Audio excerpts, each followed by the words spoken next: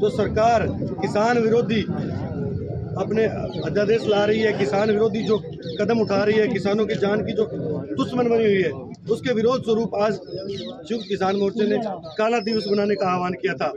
उसी के चलते हुए आज हम यहाँ पे प्रधानमंत्री नरेंद्र मोदी का निकलती हैं, चेहरे को खराब करती हैं, आंखों को खराब करती हैं, पूरी दुनिया में कहीं भी उसको प्रयोग में नहीं ला जाता। हमारे यहाँ जम्मू कश्मीर में उग्रवादियों को इस्तेमाल करने के लिए वो लाए थे, और अब वो अभी जो आंदोलन हो रहा है किसानों का, उसमें पैलेट गन जो है वो इस्तेमाल किए, और निश्चित तौर से ये बहुत खतरनाक है। पूरे देश के अंदर किसानों की जो स्थिति है, किसान आत्महत्या कर रहा है, पूरी दुनिया के अंदर ये है कि अभी हिंदुस्तान की खेती जो है वो पूरी तरह से बर्बाद हो रही है। और आपके आंकड़े बताते हैं कि दाल दुनिया में सबसे ज़्यादा हिंदुस्तान में पैदा होती है, पर अभी स्थिति ये है कि दाल भी बाहर से आ रही है, तेल भी बाहर से आ रहा है, और हमारे किसान को उसकी वाजिब कीमत नहीं मिल रही। असल ये लड़ाई किसान को बचाने की है, उसकी ज़मीन और फसल दोनों को बचाने की है। ज़मीन छीनने की तैयारी है और फसल की कीमत छीनने की तैयारी है। इन सारी सवालों को लेकर के पूरे देश के तमाम जो हैं किसानों के, मजदूरों के जो भी संगठन है वो इस आंदोलन में शामिल है। और अपने भी, जैसा आप जानते हैं, इन सवालों को लेकर के हनुमानगढ़ और गंगानगर जिले में भी हमेशा मुख्य आंदोलन रहे हैं। और अब जो केंद्र सरकार अभी ये जो इस्तेमाल कर रही है, जिस तरह का दर्दनाक और खौफनाक मंजर कहीं दुनिया में नहीं है। आंदोलन होते हैं, 3-3 दिन 4-4 दिन रेलें रोकी जाती हैं, अभी दुनिया में हो रहा है, पर हिंदुस्तान के अंदर कहते हैं किसान को अंदर नहीं आने देंगे। यानी किसान का दूध जाए तो कोई एतराज़ नहीं, फसल जाए तो कोई एतराज़ नहीं, मवेशी जाए तो कोई एतराज़ नहीं, मीट जाए तो कोई एतराज़ नहीं, पर किसान को नहीं आने देंगे, क्योंकि किसान हक की बात कर रहा है। तरीके से हमारे पंजाब के जो किसान हैं वो किसानों की वाजिब मांगों को लेकर उन्होंने पिछली जो हमारी 13 तारीख की 13 फरवरी से आंदोलन शुरू किया हुआ है।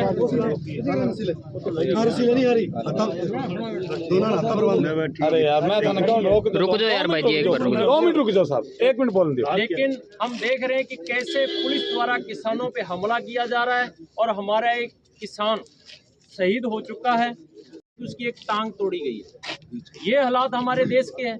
बहुत सारे लोग जो खेती से नहीं जुड़े हैं वो कह रहे हैं कि 22 फसलों पे सरकार ने MSP दी हुई है, 22 फसलों पे। वो सिर्फ है कागजों में। हमें अपने हर साथी को जो गांव में है, डाणी में है, बताना होगा कि सरकार अभी जो किसानों के साथ पिछले दिनों वार्ता की थी, सरकार ने कहा था कि 3 फसलों पे हम MSP दे देंगे। लेकिन कुछ दिन पहले एक अखबार में खबर लगी थी कि 22 फसलों पे MSP मिल रही है, जो कि सिर्फ और सिर्फ कागजों में है।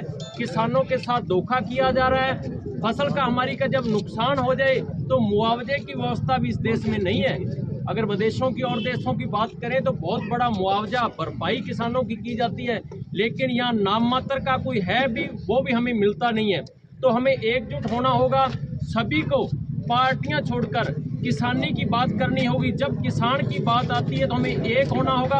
अगर हम एक नहीं होंगे तो इसी तरह धीरे धीरे ये किसान और मजदूर को गुलामी की तरफ ले जाते रहेंगे, और ईस्ट इंडिया कंपनी की तरह अडानी और अंबानी का राज आने वाला है। अगर हम नहीं समझेंगे तो मैं आपको पुनः कहना चाहता हूँ कि हर गाँव डाणी तक जो सत्य है उसको पहुँचाएं, और जो वायदे, किसान कुछ नहीं मांग रहा है, जो वायदे मोदी द्वारा चुनावों से पहले किए गए थे वो ही हमारी मांगे हैं। उसके अलावा कोई मांग नहीं है।